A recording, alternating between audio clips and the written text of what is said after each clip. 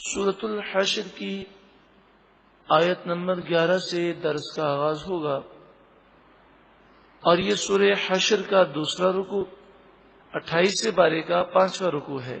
ارشاد فرمایا الم تر، اے محبوب کیا آپ نے نہ دیکھا، الی الذین نافقوا، ان لوگوں کو جو منافق ہیں، یقولون وہ کہتے ہیں، لِإِخْوَانِهِمُ الَّذِينَ كَفَرُوا، اپنے ان بھائیوں سے جو کہ کافر ہیں، من اہل الکتابی، اہل کتاب سے، منافقین یہودیوں سے کہتے ہیں۔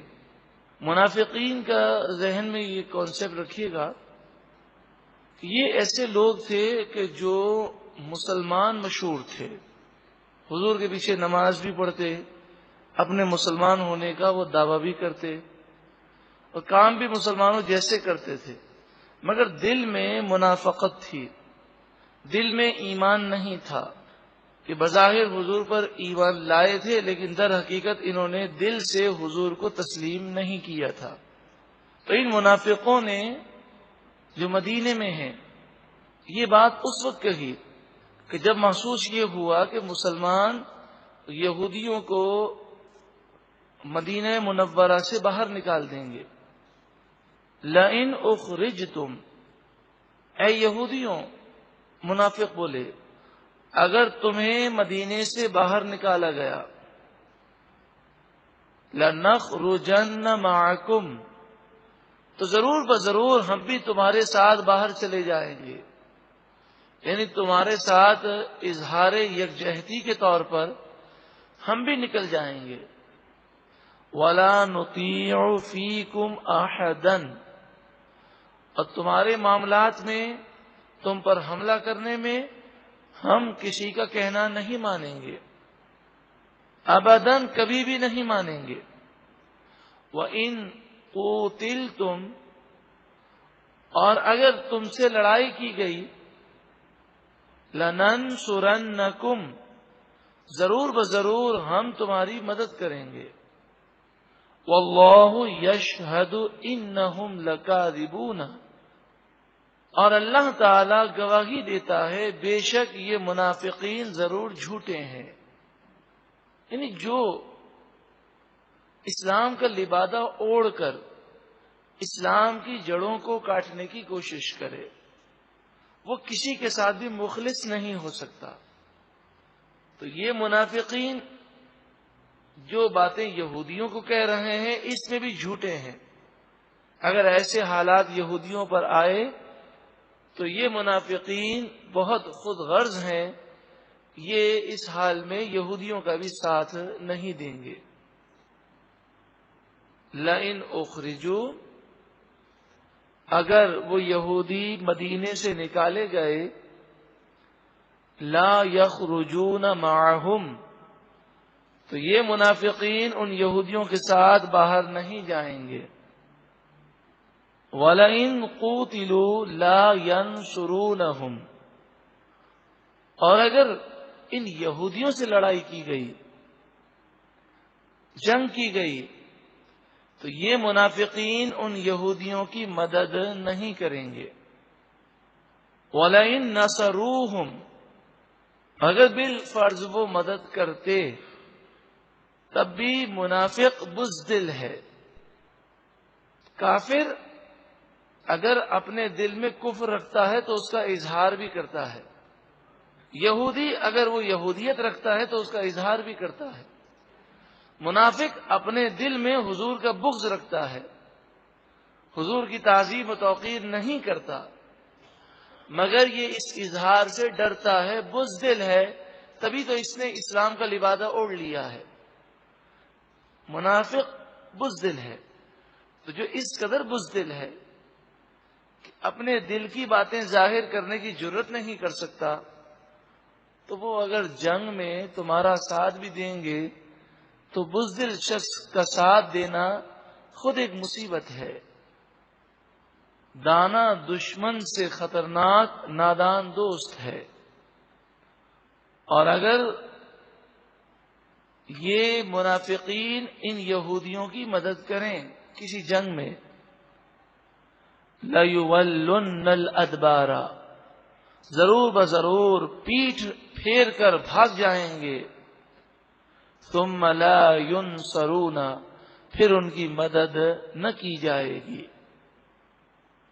یہ منافقین صحابہ کرام علیہم رضوان کے سامنے جب حاضر ہوتے اور دیکھتے کہ صحابہ کرام حضور سے محبت کرتے ہیں، تعظیم و توقیر کے معاملات ہیں، تو یہ سر عام جرت نہیں کرتے تھے کہ حضور کی بے ادبی کر سکے، حضور میں نقائص اور عیب تلاش کر سکے، تو سر عام تو یہ حضور کی تعظیم و توقیر کی بات کر دیتے اور یہ کہتے کہ ہم بھی حضور سے محبت کرنے والے ہیں، ہم بھی حضور کی تعظیم کرتے ہیں، ہم بھی حضور کے عاشق ہیں۔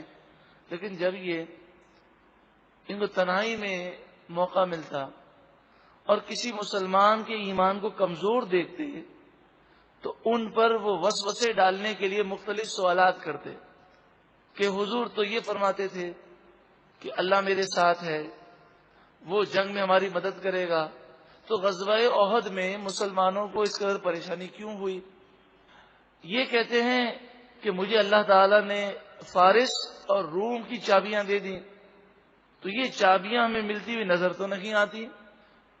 غزوہ خندق کے موقع پر ان منافقوں نے حضور کی اس جو آپ نے غیب کی خبر دی اس پر انہوں نے اس طرح اعتراض کیا، انہوں نے کہا ہم یہ دیکھ رہے ہیں کہ چاروں طرف سے کافروں نے گھیر لیا ہے، ہمیں اپنی جان بچانی مشکل ہو گئی ہے، اور یہ کہتے ہیں مجھے روم اور فارس کی چابیاں اللہ تعالیٰ نے دے دی، یہ وہاں کی فتح کی خبریں سناتے ہیں۔ تو کمزور ایمان والا جب تنہائی میں ملتا تو وہ اس طرح کی بات کرتے۔ اب اگر یہ ظاہر ہو جاتا کہ کمزور ایمان والا نہیں اور وہ کہتا کیسی بات کرتے ہو، تمہیں شرم نہیں آتی، تم حضور کے متعلق ایسی بات کرتے ہو، پھر وہ شخص اگر شکایت کرتا تو یہ خدا پاک کی جھوٹی قسم کھا لیتے اور کہتے خدا کی قسم ہم نے تو یہ کہا ہی نہیں ہے۔ اب چونکہ یہ بات انہوں نے تنہائی میں کہی ہوتی اس لیے اس مسلمان کے پاس کوئی گواہ نہ ہوتا، لیکن کئی مواقع پر ایسے ہوا کہ جب مدینہ منورہ کی ریاست بن گئی تو ابتدا میں تو ان کے نفاق کو ظاہر نہ کیا گیا، لیکن قرآن پاک کے نزول کا جو اختتام ہے، مدنی زندگی کا آخری جو دور ہے، اس میں یہ منافقین جب تنہائی میں کسی سے بات کرتے تو اسی وقت یا تھوڑی دیر کے بعد یا دوسرے دن یا چند دنوں کے بعد قرآن کی آیت نازل ہو جاتی جو یہ بتاتی کہ منافقوں نے یہ کہا تھا۔ جب مسلمان یہ کہتے اور منافق جھوٹی قسمیں کھاتے تو قرآن کی آیت نازل ہو جاتی۔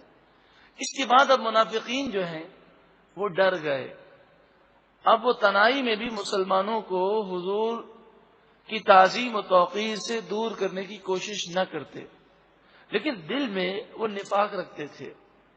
تو قرآن مجید فرقان حمید یہ آیت نازل فرمائی جو سورہ آل عمران میں ہے کہ اللہ تعالیٰ مومنوں کو اور منافقوں کو اسی طرح رہنے نہیں دے گا۔ پھر آخری دور میں اللہ تعالیٰ کے حکم سے نبی اکرم صلی اللہ علیہ وسلم نے مسجد نبوی شریف میں ایک ایک منافق کا نام لے کر کھڑا کیا اور پھر انہیں مسجد نبوی شریف سے باہر نکال دیا۔ اس وقت منافقوں کا نفاق سب پر ظاہر ہو گیا، دل کی جو کیفیات تھیں وہ رسول اللہ صلی اللہ علیہ وسلم نے اللہ کی عطا سے لوگوں کو بتا دیں۔ تو سوال یہ ہے کہ دل میں نفاق ہے مگر مسلمانوں کے سامنے یہ حضور کی بے ادبی اور توہین کرنے سے ڈر رہے ہیں، کیوں؟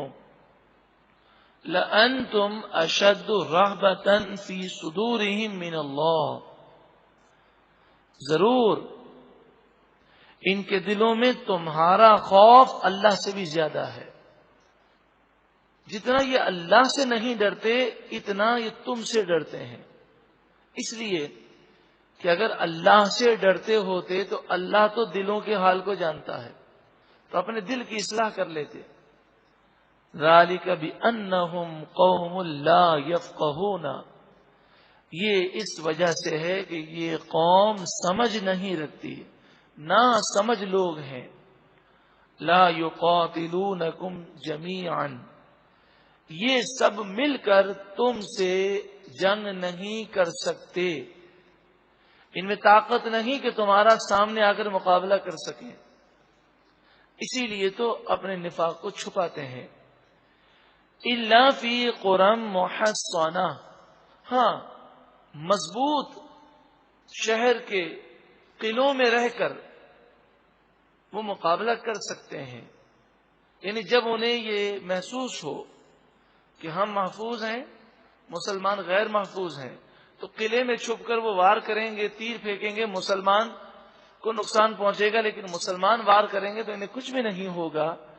اگر اس پوزیشن پر ہوں تو وہ حملے کی جرت کر سکتے ہیں، ورنہ ذرا سا بھی انہیں رسک محسوس ہوگا تو یہ اس قدر بزدل ہیں اور اپنی جان ان کو اتنی پیاری ہے کہ کبھی مسلمانوں کے مقابلے کے لیے کھل کر نہیں آ سکتے. او میو وراء جدر، یا دیواروں کے پیچھے سے، یعنی چھپ کر وار کر سکتے ہیں. سامنے آنے کی جرت ان منافقوں میں نہیں ہے. اور آپ جانتے ہیں کہ چھپ کر وار کرنا یہ بزدلوں کا کام ہے. بأسهم بینہم شدید، ان کی آپس میں لڑائیاں بڑی شدید ہیں. یہ جب آپس میں لڑتے ہیں تو بہت زیادہ ان کا غیظ و غضب اور غصہ ہوتا ہے.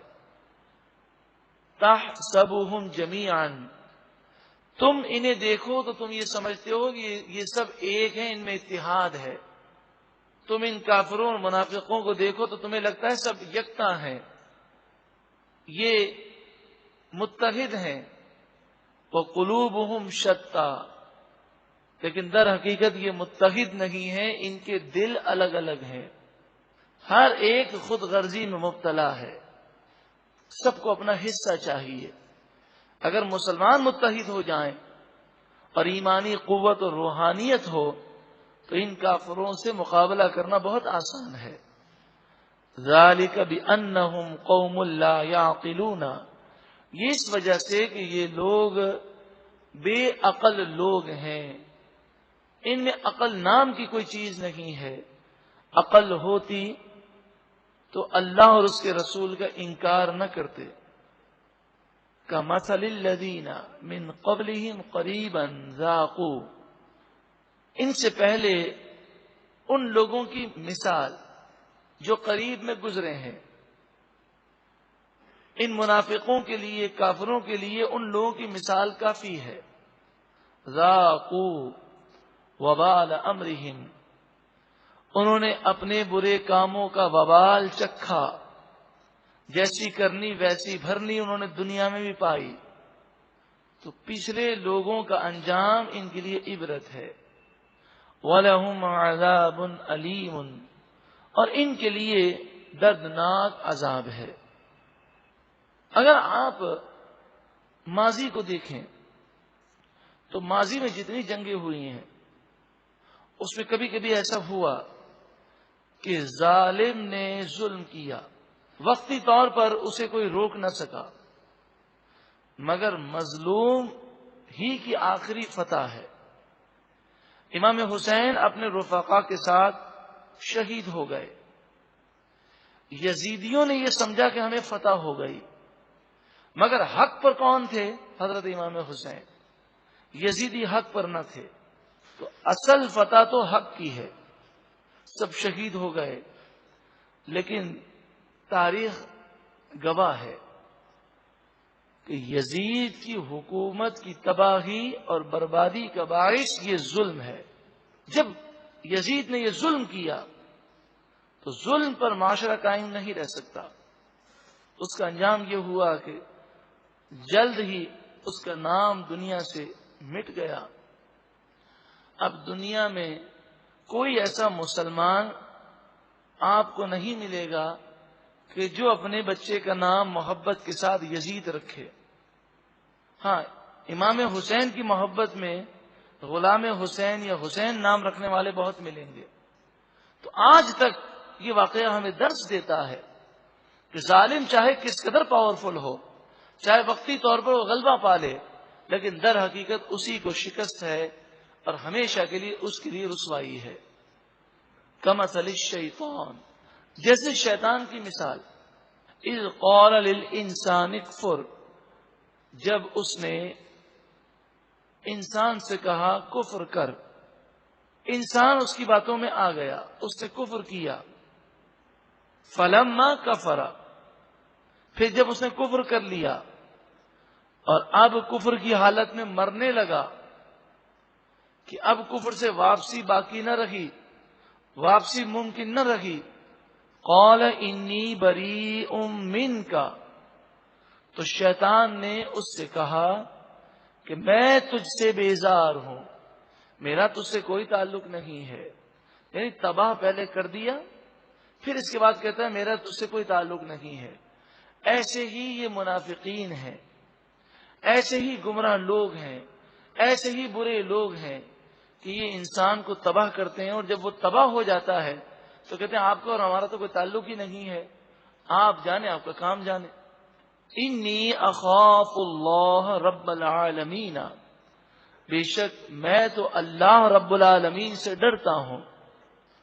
فکان عاقبتہما انہما فی النار خالدین فیہا، پس شیطان اور جس شخص نے شیطان کی بات مانی، ان دونوں کا انجام یہ ہے کہ یہ دونوں جہنم کی آگ میں ہوں گے اور ہمیشہ رہیں گے۔ وَذَلِكَ جَزَاءُ الظَّالِمِينَ، اور یہی ظالموں کافروں کی سزا ہے۔